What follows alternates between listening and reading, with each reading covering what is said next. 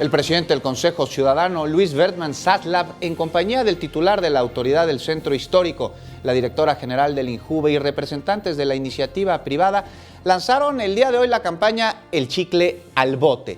Esta campaña busca combatir la contaminación que genera la goma de mascar que llega al pavimento y que, mire, implica un alto costo para ser retirada. Con esta iniciativa se instalarán 75 nuevos contenedores en los postes de luminarias del centro histórico para que los visitantes depositen ahí el chicle usado.